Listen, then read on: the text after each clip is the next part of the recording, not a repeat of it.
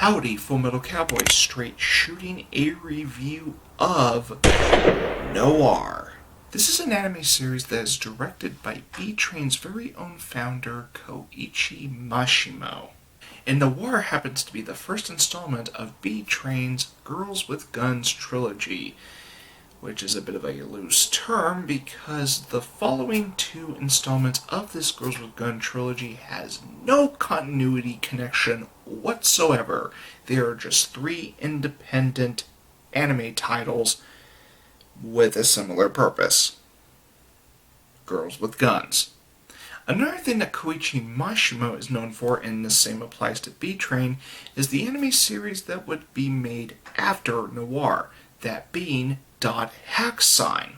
Ever since Koichi Mashimo retired in 2012, B-Train has not been active ever since, which is a shame because it would be great if B-Train would give the anime adaptation of Tsubasa Reservoir Chronicle a conclusion, now that the manga has ended.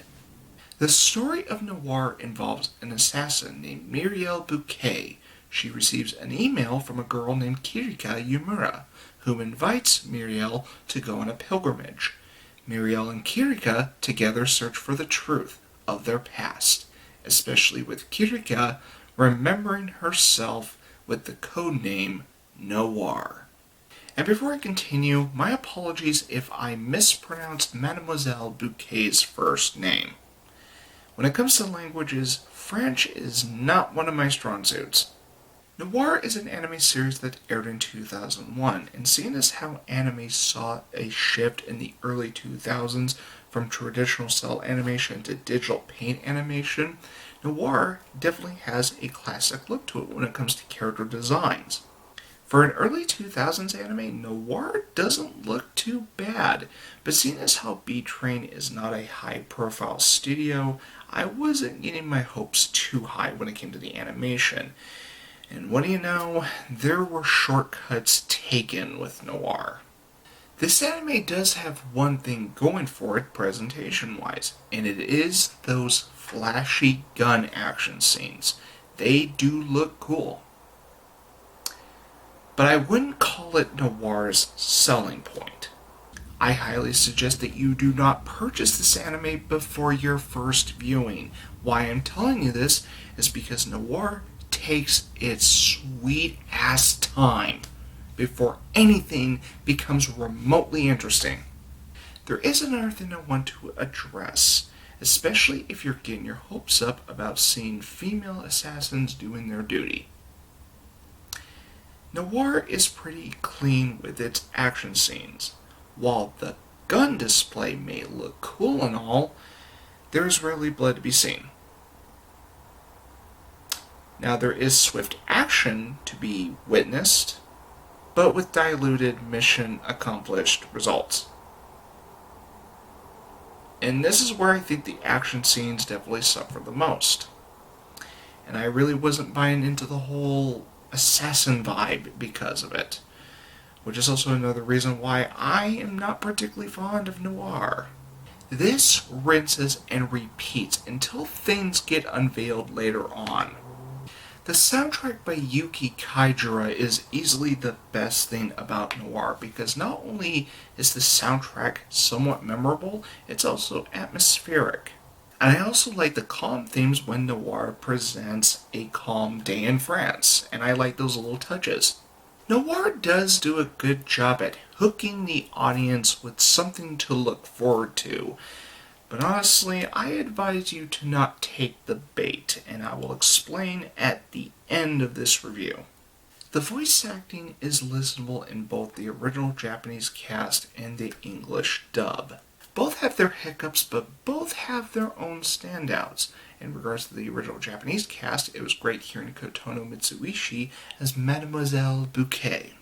All the other cast members sound fine except for Aya Hisakawa as Chloe, who I think is a little misdirected when it came to the vocal delivery alongside Chloe's facial expressions at times. I just feel there's a little disconnect between the two.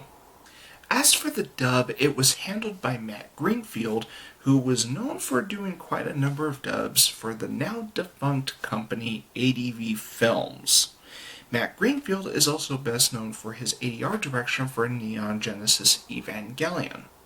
As for what I think of the dub of Noir, I think it's a perfectly listenable dub. It's not one of the greater anime dubs out there, and it doesn't really need to be given the overall quality of Noir as a whole.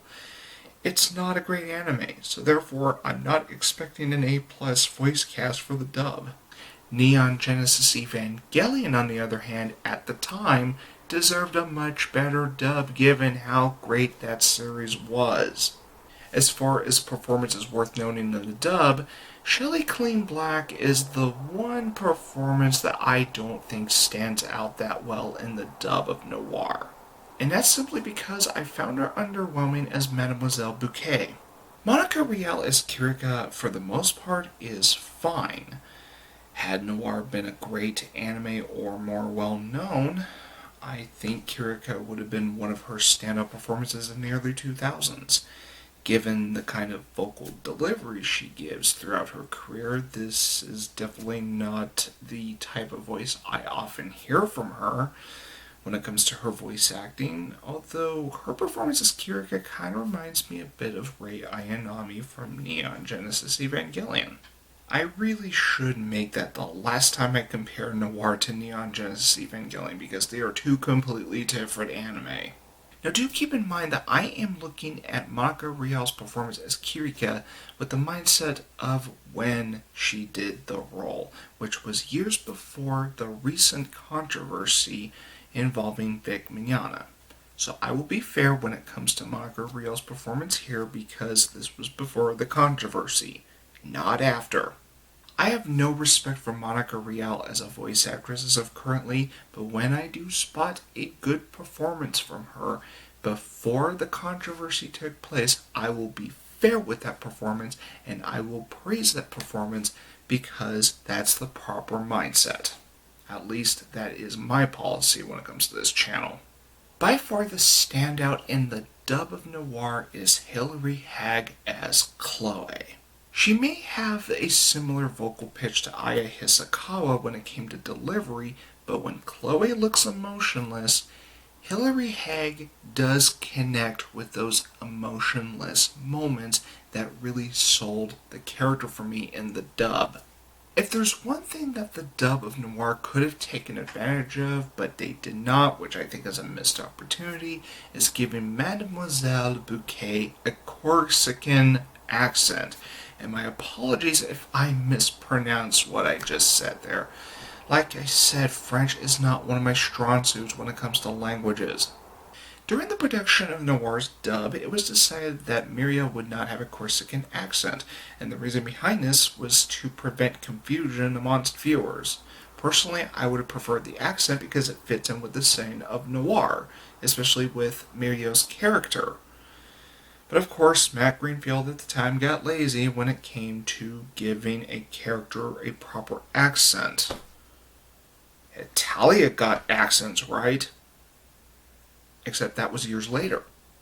All of this is a moot point because while Noir does get going in such a slow rate, the reason why I'm telling you not to fall for the bait that Noir is trying to hook you in with, as well as telling you why I don't suggest that you purchase this before your first viewing, is because it all leads to a very underwhelming finish that just makes the series all the more wasteful in regards to investing time towards it. Noir is an anime that I found to be quite boring, and even though it has flashy action scenes, they are diluted.